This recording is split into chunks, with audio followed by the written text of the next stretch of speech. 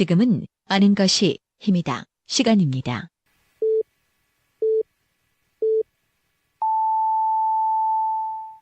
Welcome to the best podcast. Knowledge is power.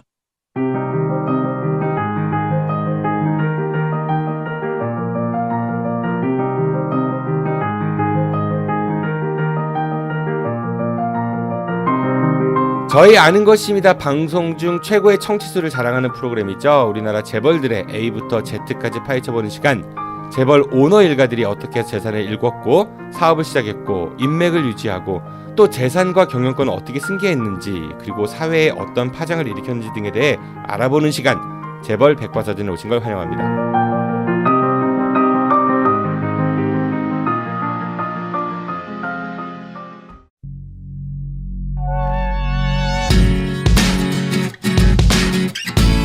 진실 고발자들을 후원해주세요. 이명박근혜 정권으로부터 4대강을 해방시키려고 노력해온 4대강 독립군들이 다큐멘터리 4대강 구역자와 저항자들을 제작합니다. MB와 구역자들에 저항하면서 10년의 삶을 희생해온 독립군들의 어깨를 한번 두들겨주세요.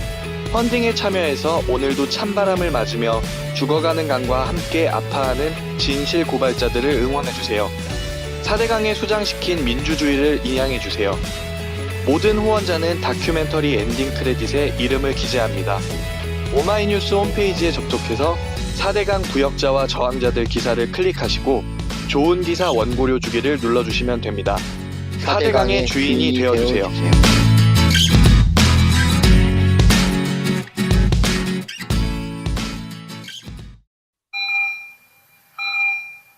지금 여러분들의 자동차는 안녕한가요?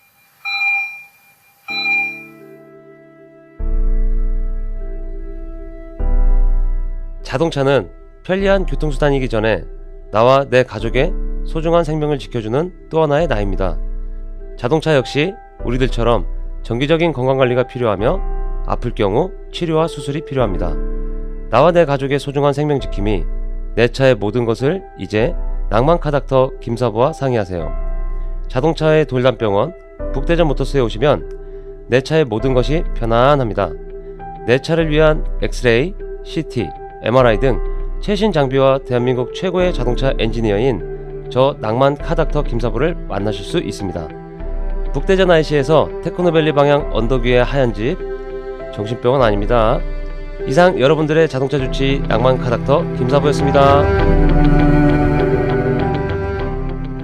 개편 이후 처음 맞는 시즌4 재벌 백과사전에 오신 걸 환영합니다. 먼저 재벌 백과사전 멤버가 좀 많이 바뀌었네요. 이 프로그램만큼은 멤버가 자주 바뀌는 게 이상합니다. 좀 다들 이렇게 어려워하시는 것 같은데 이분 때문에 같아요. 이분이 좀 안 좋은 기운이 있으셔가지고 재벌 백과사전의 터줏대감 50대 장난꾸러기 류영수 공인에게서 나오셨습니다. 회 교수님 안녕하세요. 네, 안녕하십니까. 새해 그렇게 쉬어야 되는데 불러주시고 감사합니다. 아이 뭐 사실 우리가 녹음을 그 사전에 하기로 했었는데 어느 분 때문에 이렇게 지연이 됐었죠. 그렇게 눈이 안 좋은 사람이 하나 있어가지고. 네, 1월 1일부터 나와가지고 녹음을 하고 있는데 아니 그 우리가 지금 멤버가 지금 여러 번 바뀌고 있어요. 혼자만 안 바뀌시고 계신데 비결이 뭡니까? 비결은 저도 잘 모르겠지만 하여튼간 새해에 네, 1월 1일부터. 네, 1월 1일부터 네. 나와서 열심히 할까요? 네. 저희 방송은 1월 3일에 올라가지만은 지금 녹음하는 기준으로 1월 1일 저녁 때 모여서 하고 있습니다. 네. 저희의 그런 고생스러움을 청취자 여러분들이 예쁘게 봐주시면 좋을 것 같습니다. 네, 두 번째로 소개해드릴 분은요, 처음 합류하십니다. 네, 재벌 백과사전에 합류하시는데, 원래는 다른 프로그램에 계셨다가 이곳으로 영전하신 분입니다. 우리 지역의 정치인을 해부하다가 본인이 수술을 당해가지고 이곳으로 요양 오신 분, 정의당 대전시당 남가연 대변인입니다. 대변인 안녕하세요. 안녕하세요. 남가연입니다. 새해 복 많이 받으세요. 왜 수술을 당했습니까? 본인이 해부를 하다가. 그것이 프로그램 폐지로 인해 어쩔 수 없이 자리를 옮긴. 폐지는 아니고 좀 바꿨죠? 네, 거기도. 네, 일단 제목이 바뀌면 폐지된 거 아닌가? 그래요. 그 재벌 백과사전에도 그런 안 좋은 기운이 엄습할 것 같은데 좀 잘하시고요. 열심히 하겠습니다. 네. 그리고 진짜 뉴페이스입니다. 이분은. 네. 이분은요 정말로 외모도 굉장히 예쁘시고요. 그리고 얼굴을 막 잡고 계시네요 지금. 음악을 사랑하십니다. 네. 이분 노래 들으면은 뒤집어집니다. 그리고 술도 사랑하십니다. 제가 깜짝 놀랐습니다. 네. 네, 기침하고 난리 났네요. 네. 중도일보 최고의 보컬 중 한 분이십니다. 네. 중도일보 임효인 기자입니다. 기자님 안녕하세요. 네, 안녕하세요. 중도일보 임효인입니다. 새해 복 많이 받으세요. 네. 목소리도 막 그 감기 걸리셨죠? 네, 지금 제가 감기 때문에 목소리가 좀 걸걸한데 양해 더 예뻐진 것 부탁드립니다. 같은데. 훨씬 더 나은 것 같아요. 감사합니다. 계속 감기를 유지하는 게 어떨지 심히 한번 그럴까요? 고민을 해보시면 좋을 것 같아요. 네. 서로들 인사 나누시죠. 처음 보셨으니까. 네. 안녕하세요. 반갑습니다. 네. 우리 이제 지난번에 롯데 다뤘었잖아요. 그리고 롯데가 판결이 나왔습니다. 드디어 1심 판결이 나왔었죠. 뭐 신격호 회장 같은 경우는 징역 4년이었던가요? 실형을 선고받았는데 집행유예도 아니고 고령인 이유로 법정 구속은 실제로 하지 않는다 뭐 이렇게 판결한 것 같아요. 그리고 신동주 큰아들 같은 경우는 무죄가 나왔고 신동빈 회장 같은 경우는 집행유예가 선고돼서 감옥에 가지 않았고 우리나라 재판부 정말 그 온정주의가 좋은데 좀 따뜻한 마음을 가진 것 같습니다. 네, 어떻게 보셨어요, 회 기자님께서는요? 안 봤습니다. 우리 롯데 다룬 다음에 판결 나왔잖아요. 연세가 많으신 분들은 인간적으로 안 됐다 싶어가지고 뭐 실형을 실제로 살지 않게 하는 경우가 몇 건인지 저는 잘 모르겠어요. 그런데 4년이면은 꽤 중형인 거잖아요. 그거에 비해서 어떠한 것도 안 한다라는 게 저는 사실은 그렇게 썩 납득이 가지는 않았던 것 같습니다. 많은 시민들도 그렇게 여기실 텐데 법의 잣대가 좀 오락가락하는 것 아닌가. 법의 잣대가 잣 같아요? 왜 그러세요? 예, 그런 불신 이런 것들이 우리 사회에 많이 있다고 생각이 드는데 이번 판결로도 좀 시민들이 그런 생각들 많이 하시지 않았을까 그런 생각입니다. 네, 저도 방금 남 대변님 말씀처럼 그 우리나라 재벌가에 대한 그 어떤 판결이 그냥 이렇게 뭐 서민들과 비교했을 때 되게 불공평하다고 해야 될까요? 또 이번 판결 역시 좀 그런 결과가 아니었나 생각이 듭니다. 좀 법은 법 앞에서는 많이 평등하다 뭐 이런 이야기들도 있고 법은 최소한이다 뭐 법에 관련된 명제들은 상당히 많은 것 같습니다. 그 명제대로만 된다고 하면은 모든 사람들이 불만도 적을 것이고 그리고 더 많이 수긍할 수 있지 않을까 그런 생각이 들면서 오늘은요 우리가 여지껏 다뤘던 재벌들에 비해서 규모나 인지도는 조금 떨어지는 곳이긴 합니다. 네. 근데 시국이 시국이니만큼 앞으로 많이 주목받을 수 있는 재벌이기도 하죠. 오늘은 효성그룹에 대해서 이야기 나눠보도록 하겠습니다. 자, 효성 오늘 우리가 이야기 나눌 그룹은 효성인데요. 효성하면 일단은 그 세 분은 어떤 이미지가 먼저 떠오르시나요? 효성하면 사실은 그렇게 기억이 잘 나지 않아요. 근데 어렸을 때 오토바이 오토바이 다니고 오토바이 네. 오빠 달려. 그렇지, 오토바이에 효성이라는 마크가 있었지 않았나. 효성 스즈키인가 뭐 이래가지고 네, 같이 그렇죠. 붙어서 합작품이 있었던 것 같긴 해요. 저는 아무래도 우리 지역에 한국타이어가 있으니까 예, 한국타이어, MB 사돈기업 그런 이미지가 큽니다. 네. 일상에서 효성을 이렇게 제품으로 만나는 경우가 저는 잘 생각이 나지 않아요. 그렇죠. 생필품 이런 거 네. 파는 곳은 아니니까 네. 아무래도 뭐 놀이동산 있는 것도 아니고 효성이 효성이 좀 일반 사람들하고는 거리가 이렇게 좀 가깝다라고 생각 들지는 않는데 뭐 조금 전에 남가현 대변인께서 말씀하셨지만은 한국 타이어는 효성가에 들어가 있는 기업이니까 한국 타이어는 아무래도 좀 더 우리 일반 시민들하고는 가까운 기업이죠. 아무래도 제일 많이 우리 생활에서 예. 자동차도 한국 타이어. 네, 한국 타이어. 한국 타이어. 예. 오늘 이제 효성을 좀 뜯어볼 건데 우선 효성그룹의 그 개요에 대해서 한번 좀 이야기를 해보죠. 그 어떤 기업입니까, 류영석 회사님? 효성그룹은 우리나라 재계 순위의 25위를 현재 기록하고 있는 25위. 네, 대기업에 해당합니다.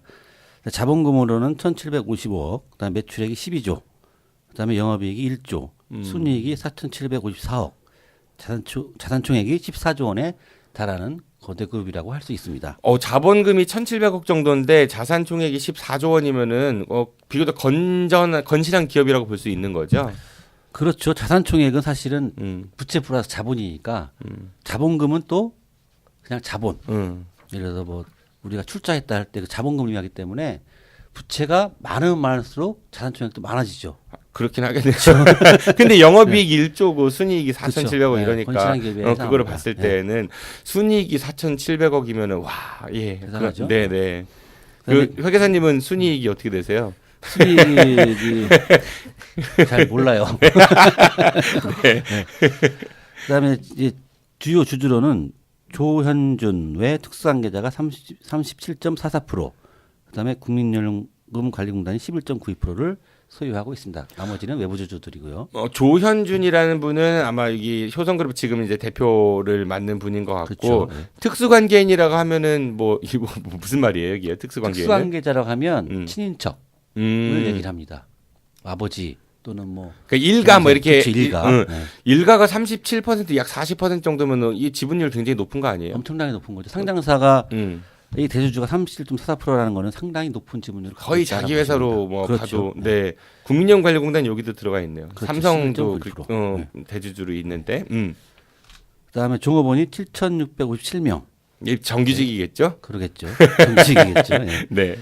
사업 분야로는 섬유, 뭐 산업자재, 화학, 중공업, 건설, 무역, 정보통신, 전력 소비 등 여러 분야에 그 진출하고 있고 가장 주목할 만한 것은 세계 점유율 1위 제품을 다수 보유하고 있다는 얘기입니다. 오, 세계 점유율. 예. 오, 예. 저희가 잘 모르지만 하여간 세계 점유율 1위 제품을 다수 보유하고 있다. 이렇게 합니다. 우리랑 밀접한 생활에 관련이 없긴 하지만 이게 뜯어 보면은 그 안에 복잡한 것들. 그렇죠. 특이한 거는 스판덱스 아시죠?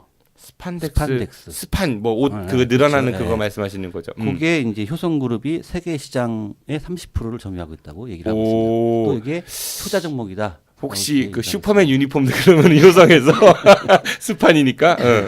그다음에 그 2017년 9월 말 현재 그 효성그룹이 이사 감사가 10명으로 등재되어 있습니다. 사업보고서에 의하면 그러니까 지금 말씀드리는 건 1월 1일부터 9월 30일까지인데 네. 이사 감사 보수 10명이 보수가 39억 2,900만 원을 수령하고 있다라고 되어 있습니다. 9월 달까지 9개월 동안 받아간 게 그렇다라고 됩니다. 근데 보면 등기이사가 3명인데 39억 중에 등기이사 3명이 받아가는 게 37억. 네. 나머지는 그냥 평균 4,100만 원 정도. 3명이 평균 수령하는 게 9개월까지 9억 7,500 이렇게 수령해 갔습니다. 돈이요 이렇게 딱 듣다 보면은 정말 억걱거리는 게 이제 무감각해지는 것 같아요, 사실. 그렇죠. 저희하고는 뭐 잘 모르죠. 아니 우리 4명 중에서도 회계사님 고소득자니까 막 우와 이렇게 높이 봐질 것 같은데 이분들하고 비교하면은 거기나 우리나 그렇죠. 그렇죠. 세 발의 피죠, 세 발의 피. 이 효성 같은 경우는 일단은 창업주는 조홍재 전 회장이 이제 창업주고 이분이 이제 이병철하고 삼성 이병철 회장하고 동업하다가 독립해서 효성물산 만들었고 나이롱 동양나이론 설립해서 사업을 영위를 했고 그리고 1966년에 한국타이어하고 대전피혁을 인수했다고 합니다. 한국타이어는 우리 지역 바로 신탄진 쪽에 지금 자리하고 있죠. 조홍재 회장한테는 아들이 이제 3명이 있대요. 그 장남이 조성래 회장이라는 분이고 이분이 효성그룹을 이제 물려받았고 차남이 한국타이어를 맡고 있고 삼남이 조웅래 이분은 DSDL 뭐 이런 회사래요. 예. 그리고 이제 현재는 그 조성래 회장의 장남인 조현준 씨가 그룹을 승계해가지고 재벌 3세 승계 체제를 갖췄다고 합니다. 조성래 회장 같은 경우는 이분이 경기고등학교 다니다가 일본으로 유학 가가지고 와세다 대학을 졸업했다고 하거든요. 그러니까 우리나라 재벌들이나 이런 분들 보면 일본 유학파들이 참 많은 것 같아요. 특히 와세다대. 와세다대. 와세다대. 조홍재 창업주도 일본에서 공부했다고. 그러니까 공교롭게도 그쵸 그 시기가 일제 강점기부터 이후 해가지고 일본하고 좀 친한 분들이 잘된 분들이 많은 것 같아요. 그리고 이분이 그 경남 함안 출신이신데 네. 보니까 이병철 회장하고의 인연도 얘기하셨지만 그 초등학교에 구인회 LG 맞아요. 창업주도 같이 초등학교를 졸업한 그 동네가 터가 좋았나 봐요. 터가 좋아요. 실제로 저희 방송 최고의 청취 수를 자랑했던 게스트가 누구라고 했죠? 얘기 안 해주셨는데요. 허경영 씨요. 허경영 씨도 거기 출신이어가지고 자기 했다고 뭐 이런 얘기를 하셨었어요. 거기 터가 안 좋아졌다고 좀 뒤에 깎아가지고 그런 얘기 있더라고요. 일단은 뭐 일본 유학파들이 좀 많습니다. 어쨌든 예 이분들도 이제 일본 유학파 출신들이 좀 있는 것 같고요. 조성래 회장 같은 경우는 송인상 전 재무부 장관의 셋째 딸인 송강자 씨와 결혼을 해서 슬하에 조현준, 조현문, 조현상 세 명의 삼형제를 두었다고 해요. 이제 이분들이 이따가 이면 기자님이 소개해 주실 왕자의 난의 이제 주인공들이기도 하고. 근데 이 조성래 회장이 징역형 선고받은 일이 있었다면서요? 탈세 혐의로 그 어떤 일이었죠? 예, 효성그룹이 그 탈세 혐의 받은 게 추정하기로는 8천억 정도 탈세를 했다. 8천억? 예. 세금만? 그렇죠. 추정하기로는. 네네. 예. 그랬는데 결론적으로 말씀드리면 4,800원에 이르는 세금을 추징을 했다라고 얘기를 하고 있습니다. 4,800원이요? 4,800억. 억. 그다음에 이제 이 조성래 회장한테는 1,365억을 추징을 했다라고 얘기를 합니다. 그래서 그다음에 그 3년을 실형을 받았고 그러나 이분도 역시 고령을 이유로 구속을 면했다고 합니다. 그래서 이러한 그 세금 추징은 주로 이제 탈세 의혹이 뭐 지금까지 그룹들 대기업들 얘기한 거 삼성 뭐 롯데라든지 유형이 똑같습니다. 분식회계는 예. 이중장부 쓰는 거죠? 그렇죠. 쉽게 얘기해서 해외 적자 보존을 메꾸기 위해서 1조 원대 분식을 10년 동안 했다라고 얘기합니다. 그래서 특이하게 여기는 이익을 축소했다라고 얘기를 하고 있고, 그다음에 차명재산, 조성래 회장은 총수리가 1,000억대 차명재산으로 탈세를 했다라고 얘기하고 있습니다. 삼성에서도 말씀드린 바와 같이 차명재산은 여러 가지가 있겠죠. 뭐 예금도 있을 테고 주식도 있을 테고 주식 같은 경우에는 대주주가 아니면 양도세가 없다라고 말씀드렸죠. 네네. 그런 식으로 또 탈세를 하지 않았나라고 저는 한번 추정을 해봅니다. 이게 그러니까 이 탈세에 대해서 사람들이 좀 둔감해진 게 있는 것 같아요. 근데 우리가 왜 세금 많이 거두면 포퓰리즘 뭐 증세를 막 반대하고 이런 얘기들 많이 하지만 실제로 이 대기업들한테 마땅히 거둬야 될 세금만 거둬도 그 세수가 엄청나게 많이 증가할 수 있잖아요. 그렇죠. 지금 보면 예. 그런 거 무시하고 이렇게 흐지부지 넘어가고 이런 풍토는 좀 언론에서도 사실 그냥 탈세다라고만 규정을 해주지 그게 뭔지에 대해서 설명 잘 안 해주니까 사람들이 체감을 덜하는 것 같아요. 그렇죠. 그러니까 저도 요즘에 어디 강연 같은 데 가면은 탈세나 횡령, 배임 이런 거 굉장히 얘기 많이 하고 다니거든요. 사람들이 그런 거 뉴스에 나오면은 그런가 보다 하는 거예요. 그럴 수도 있지 이런 생각을 하는 거예요. 그렇죠. 당연하다. 뭐 세금은 무조건 안 내야지 좋다. 근데 제가 그런 얘기를 하거든. 만약에 우리 4명이서 개모임을 하는데 남가연 대변인이 총무야. 근데 개돈 부은 것 중에서 자기 혼자 택시 타고 다니고 막 이랬다고 해봐. 그 우리 셋이 가만히 있겠냐고. 그렇죠. 횡령이. 예, 머리털 뽑으러 간단 말이지. 횡령이에요. 저는 그런 사람 아닙니다. 거기다가 만약에 너 왜 돈 이거밖에 안 돼? 그러니까 남가연 대변인이 우리 제대로 썼어 하면서 영수증을 준 거야. 보니까 제대로 쓴 게 맞아. 미안해. 근데 거기에서 류영수가 이상해 그래가지고 영수증을 보니까 영수증이 가라였던 거예요. 그게 우리 지금 대기업들 많이 하는 횡령이나 배임 얘기인 거잖아요. 사실은. 그렇죠. 예. 그 내 돈 5,000원, 10,000원 떼먹은 거는 막 머리털 잡고 싸우면서 왜 이런 것들에 대해서는 분노를 안 하는지 모르겠단 말이죠. 그래서 관련해서 지금 2심이 진행 중인데 11월 17일 날 압수수색을 대대적으로 압수수색 네네. 압수수색 네. 제가 지난번에 프로그램에서 하던 거랑 깨알 같은 분위기가 다르죠. 네. 그 압수수색을 실시했다고 해요. 그래서 강도 높은 압수수색을 실시했다고 하는데 그 결과를 좀 지켜봐야 될 것 같습니다. 그렇죠. 그러니까 1대 창업주는 조홍재 씨고 그 2대 창업주가 이제 조성래, 조양래, 조웅래 그 3형제인데 그 중에 지금 조성래 일가를 이야기하고 있는 겁니다. 그렇죠. 조성래 회장은 1,000억 원대 이제 세금 포탈 혐의로 징역형을 선고받고 그 아들인 현재 지금 효성의 대표죠. 조현준 같은 경우는 집행유예로 이제 풀려났다라고 그렇게 이야기가 됩니다. 그다음에 차명대출. 네. 이거는 효성캐피탈에서 임원 및 차남 이름으로 92억을 대출받았다. 내용이 있었고요. 92억이요? 90여억 원. 90여억 원. 돈도 몇천억인데 왜 겨우 92억 원 대출을? 이 돈으로 뭘 했을지는 모르겠지만 그다음에 여객탈세. 주로 여객탈세라는 것은 조세피난처 유령회사를 설립을 해서 K만군도 뭐 요즘 나오는 그렇죠, 그런 데들. 그렇죠. 주식 양도 차익을 해외 은닉했다라고 되어 있는데 이 내용을 보니까 해외 컴퍼니에 대여를 해줍니다. 돈을 대여를 해주고 횟수 불능하다. 돈 떼였다. 쉽게 얘기해서 돈 버는 거로 빌려준 돈 떼었다. 횟수 불능하다라고 손실 처리하고 해당 금액을 주식을 했다라고 의혹을 받고 있습니다. 기타 뭐 법인세, 양도세, 소득세에 대한 추가적인 세금이 추징하겠다라고 얘기를 하고 있습니다. 근데 이게 보면 뭐 삼성가도 그렇고 그다음에 롯데가도 그렇고 똑같죠? 내용이? 네. 거의 똑같아요. 소문이 났나 봐요. 그게 좋다고. 그 방법이 좋다고. 이 방법을 알면서도 국가에서는 세무당국에서는 별다른 조치를 지금까지 안 해왔다라는 것도 좀 근데 그 이익을 담당한 게 조세정의를 실천하는 파수꾼들이 파수꾼 역할을 안 하고 여기 붙어 먹어서 그런 거 아니에요? 그럴 수도 있죠.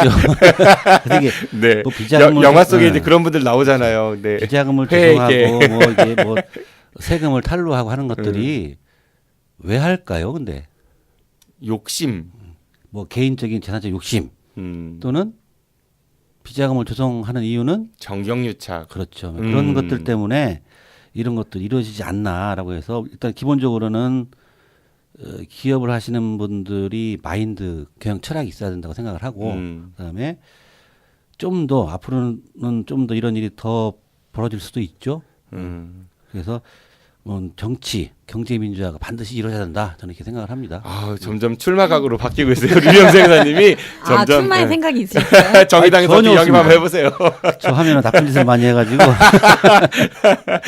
그래요. 그 조성래 회장 일가는 그렇고요. 그다음에 둘째 아들, 그러니까 창업제 둘째 2대 중에 둘째 아들 조양래. 네, 이분은 경기고등학교 나오셨네요. 그리고 미국 출신입니다. 알라바마 대학에서 공부를 했다고 하고 이분의 차남 조현범 씨가 현재 한국타이어 사장으로 이명박 전 대통령의 셋째 딸 이수연 씨하고 결혼해서 슬하에 일남 일녀를 두고 있다고 합니다. 그러니까 효성그룹이 그래서 이명박 전 대통령하고 사돈 집안이라고 이야기를 하죠. 효성이 그래도 대기업이긴 했지만 이명박 전 대통령 시절에 그 MB 집권 시절에 좀 많이 성장했다? 뭐 이런 얘기도 많이 있는 것 같아요.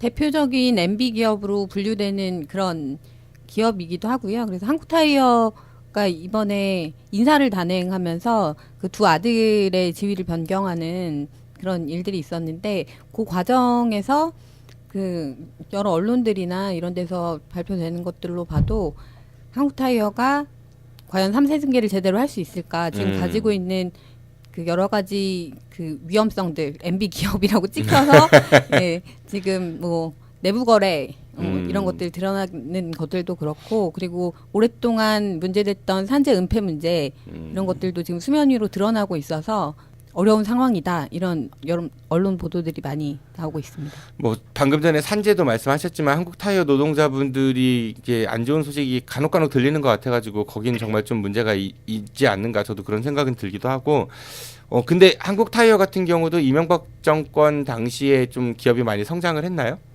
네, 한국타이어 같은 경우에는 일단 MB 정부 첫 해인 2008년도에 그 이명박 전 대통령의 사위인 조현범 씨가 그 아트라스 BX 주식을 팔아서 50억 원을 마련해서 미공개 정보를 활용해서 앤디코프의 주가 조작에 관여했다라는 그런 사건이 있었는데 그거 이제 무혐의 처분이 됐죠. 그러니까 내용이 좀 복잡하긴 해도 어쨌든 이 조현범 씨가 주가 조작해서 돈을 벌었다라는 그런 혐의가 있었지만은 MB 정권 때 무혐의 처리를 받았다. 예, 그게 이제 MB 정부 첫 해였고 그 앤디코프 주가 조작 사건으로 인해서 한국타이어 주식이 폭락할 위기에 처하자 국민연금이 대대적으로 100억 원 정도를 투자해서 한국타이어 주식을 매수하기 시작했습니다.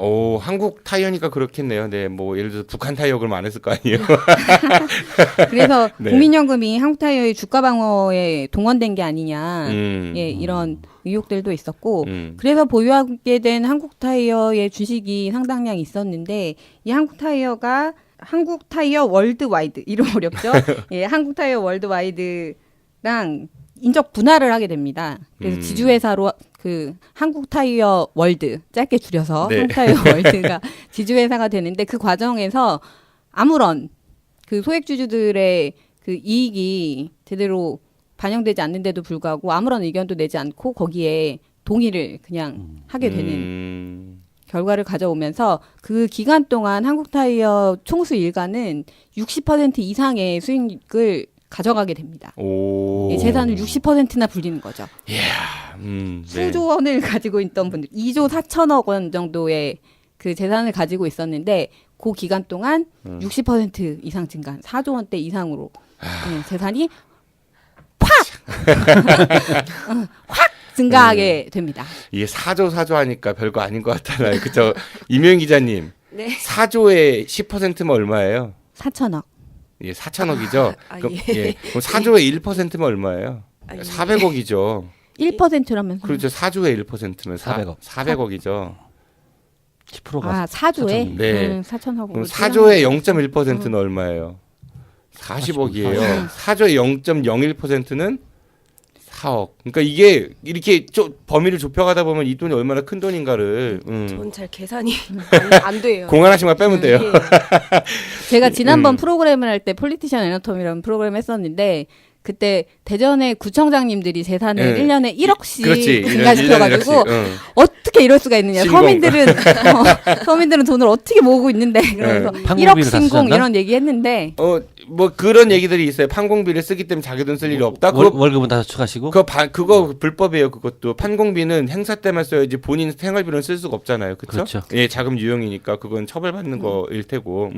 그래서 우리가 1억 신공 막 이렇게 얘기했는데 프로그램이 바뀌었더니 네. 돈의 단위가 달라졌어요. 조예요, 조. 1조 뭐 네. 있는 뭐 쉽게 가네요. 네. 1조. 효성은 이명박 전 대통령하고는 이런 이제 친인척 그 연관을 가지고 있는 곳이기도 하고요. 지금 뭐 다스부터 해가지고 점점점 좁혀가고 있죠. 예. 다스는 누구 겁니까? 그나저나 내 건 아니에요.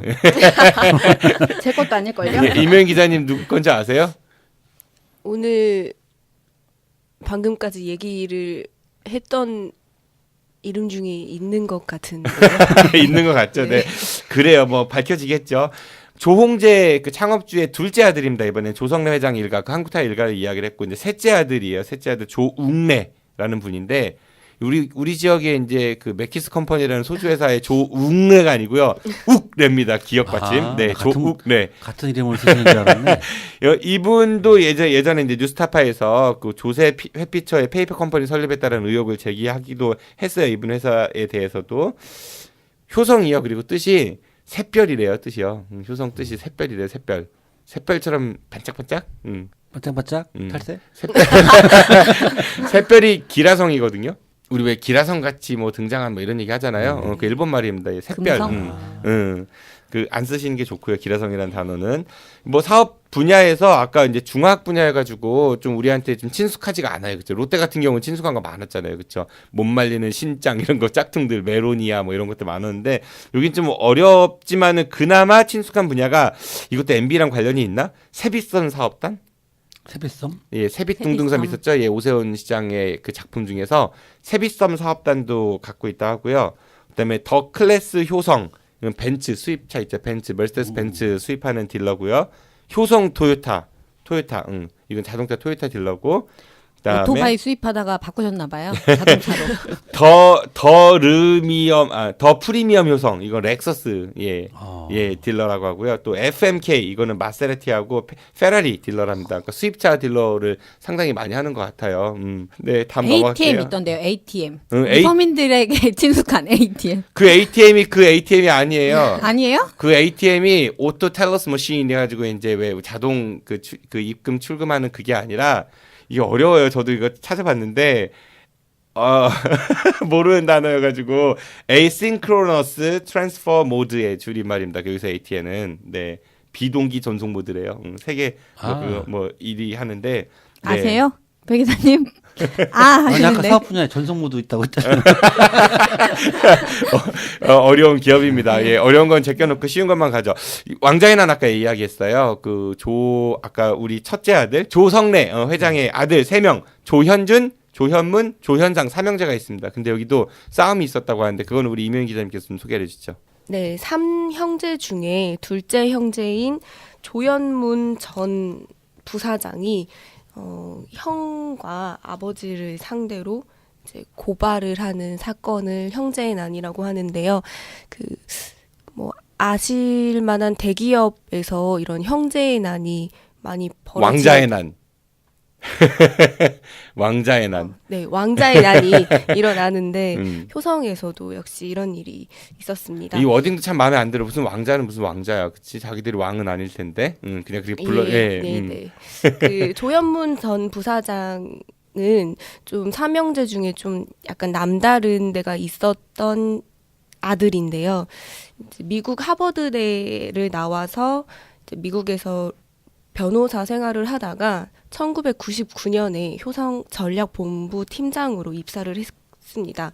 먼저 앞서서 좀 말씀드려야 될 부분이 이 삼형제의 아버지인 조성래 회장은 그 삼형제의 너네 경영권을 보고 이제 내가 너네들한테 회사를 맡기겠다라고 아들들을 경쟁을 시키면서 이제 하나씩 사업을 물려줬는데 첫째 아들한테 섬유, 조현준 지금 현 회장한테 섬유 부분 사업을 줬고요. 조현문 부사장한테 중공업, 막내 아들한테 산업자재 분야 사업을 맡겼는데 이게 미국에서 변호사 생활을 하던 둘째 아들이 99년 한국에 들어와서 중공업 분야 사업을 맡으면서 뭐 나름 성과도 내고 잘 했다고 하는데 미국물을 먹었던 미국물, 미국물. 네. 되게 일단 또 얘기가 나올 것 같은데 되게 둘째 조현문 전 부사장이 되게 자유로운 성향이 있는 분이세요.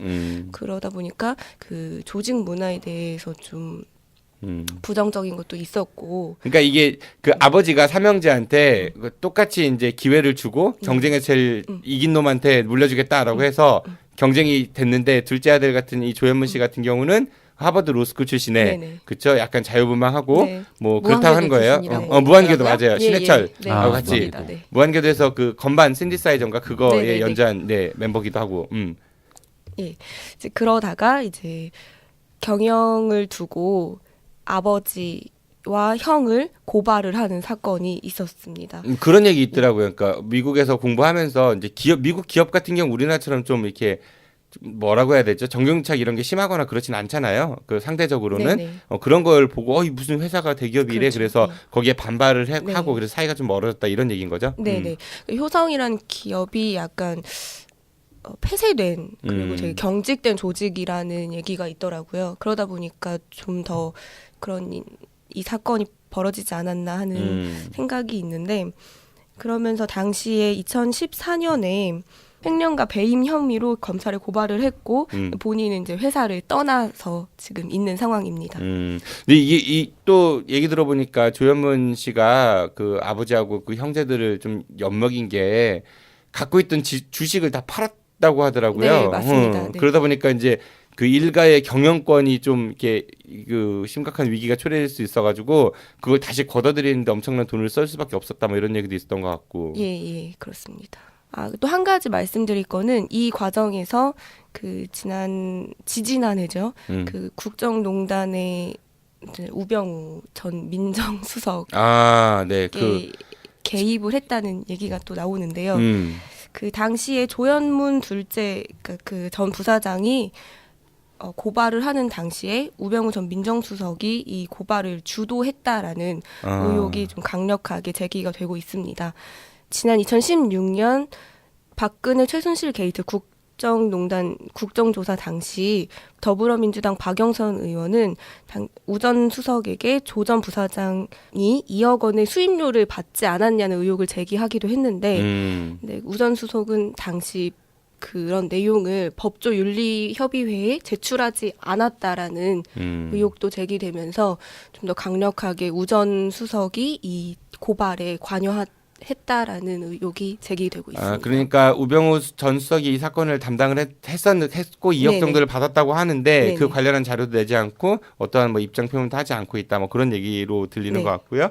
어쨌든 효성 같은 경우도 그래서 지금 이것 때문에 많이 복잡한 것 같습니다. 조현문 씨 같은 경우는 어떻게 보면 가족들하고 이제 멀어지게 된 셈이 됐겠네요. 네. 롯데에서도 그랬잖아요. 뭐 신격호 회장하고 신춘호 회장 집안은 뭐 제사도 따로 지낸다 그런 얘기 있었고 삼성도 이건희 회장하고 이맹희 CJ 쪽 회장하고 아주 상극이고 돈이 많은 게 다 좋은 건 아닌 것 같아요. 그리고 문무일 검찰총장과 효성그룹이 악연이다 이런 이야기들도 있더라고요. 문무일 현 검찰총장. 네.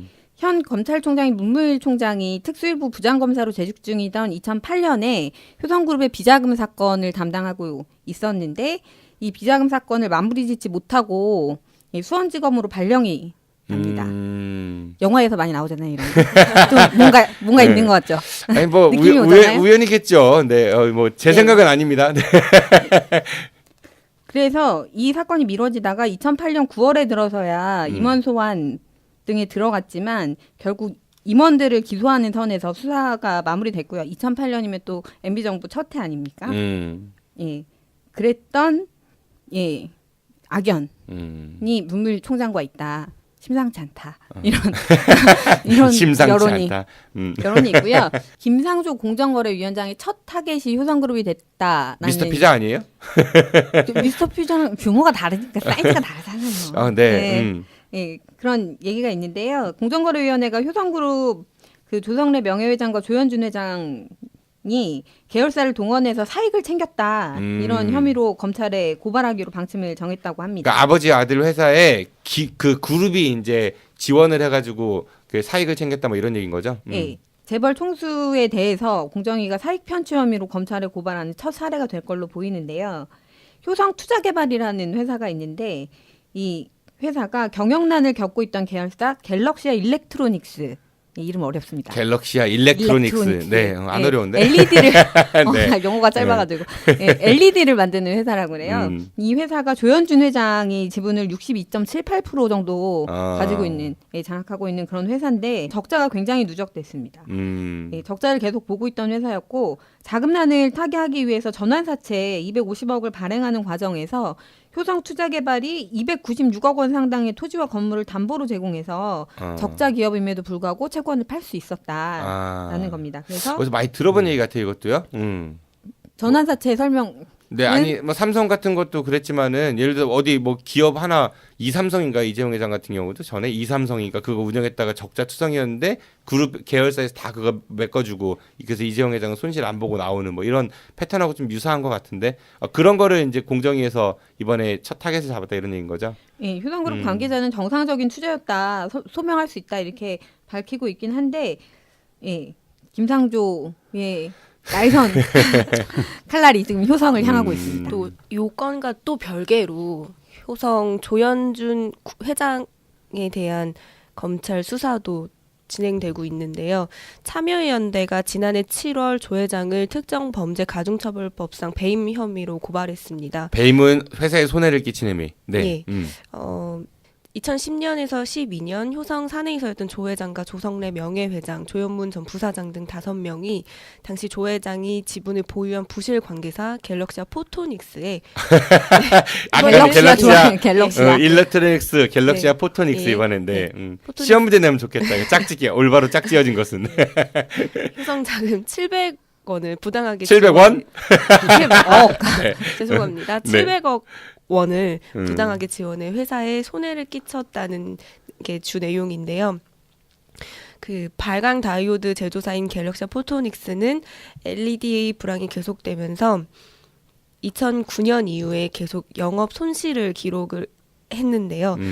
효성은 세 차례 이사회를 통해서 이제 갤럭시아 포토닉스가 발행한 신주 대부분을 인수했습니다. 네, 검찰은 이 부분에 대해서 효성이 막대한 지원에도 부실을 털어내지 못하고 적자와 자본 잠식이 계속되고 있는 점에서 회사 자금 일부가 다른 목적으로 사용된 것은 아닌지 의심하고 있습니다.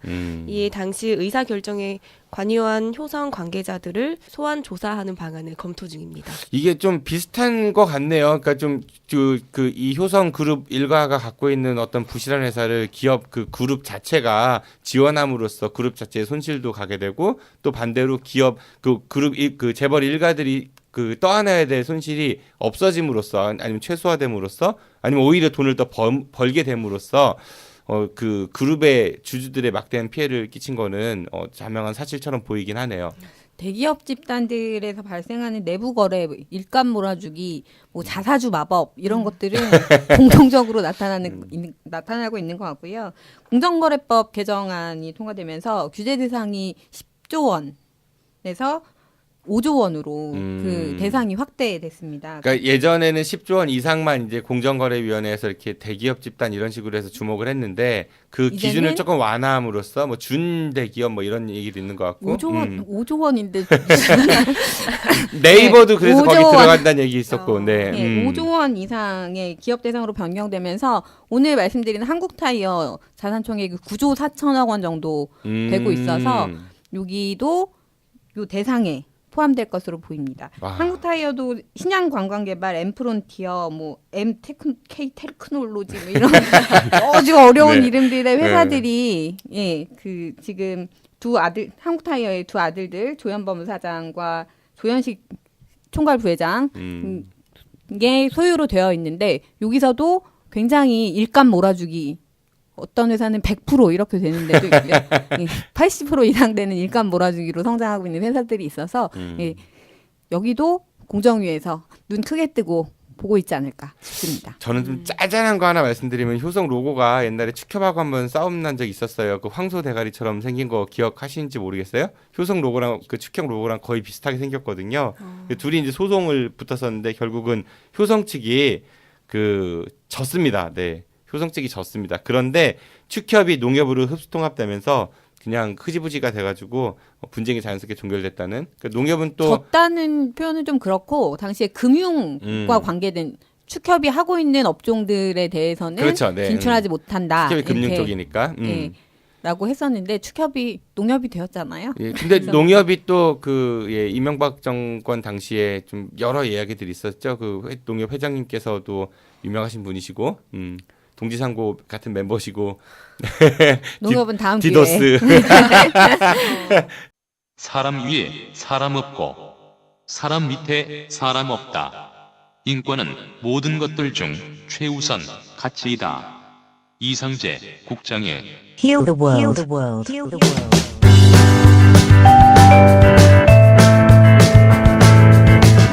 우리 지역의 인권 문제에 대해 책을 사랑하는 남자 대전충남 인권연대 이상재 사무국장이 이야기합니다. 지금 카카오톡 플러스 친구에서 아는 것이 힘이다를 친구 추가하시거나 팟빵이나 유튜브, 페이스북에서 아는 것이 힘이다를 검색해주세요. 네, 이렇게 해서 재벌 백과사전 네 번째로 다룬 재벌 효성편을 마칩니다. 네, 오늘 우리가 세 분이 다시 모여가지고 처음으로 입을 맞춰봤어요. 네, 그 물리적 입이 아닙니다. 어떠셨는지요? 우리 그 아는 것입니다에 처음으로 합류하신 이명 기자님께서는요. 오늘 처음이어가지고 제가 준비도 미흡했고 좀 말도 많이 버벅거렸는데 이제 편집의 힘을 믿어봅니다. 네. 화이팅! 네. 다음번 녹음 때는 좀 더 열심히 준비해 와서 네. 청취자 여러분에게 좀 더 다양한 정보를 들려드릴 수 있도록 하겠습니다. 노래도 들려주시면 되게 좋을 것 같아요. 그대안의 불로. 그대안의 불로. 죄송합니다.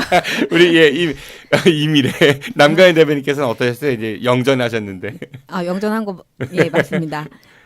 제가 사실은 지난번 방송 녹음 일정 잡혔던 날 방송 준비를 하다가 갑자기 녹음 일정이 미뤄지면서 손을 놓고 있었어요. 그래서 중간에 시간이 더 생겨가지고 이렇게 더 많이 준비할 수 있을 거라고 생각했는데 개인적으로 좀 일들이 생겨가지고 준비를 좀 제대로 못한 것 같아가지고 그렇지만 열심히 청취하시는 분들 청취해 주시면 다음 방송부터는 더 풍부한 자료 준비해서 열심히 하겠습니다. 네, 감사합니다. 네, 네 터줏대감님.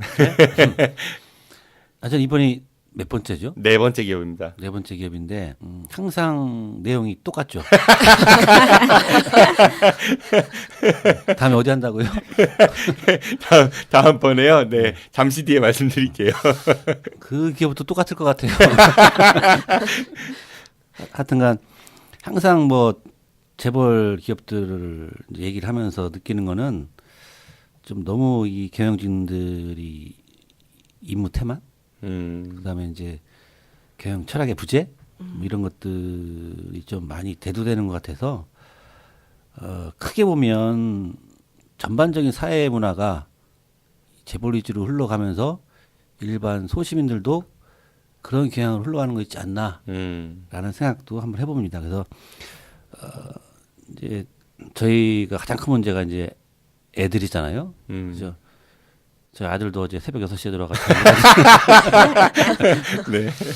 그런 것들이 도서관 갔다 와서 그런 것들이 다 연관되는 것 같습니다. 특정한 재벌 기업을 논하기보다 물론 재벌 그룹들이 사회적인 지도자층이고 리더가 될 수 있으면 좀 더 세상을 밝게 해줄 수 있는 그런 재벌들이 나타나기를 기원합니다.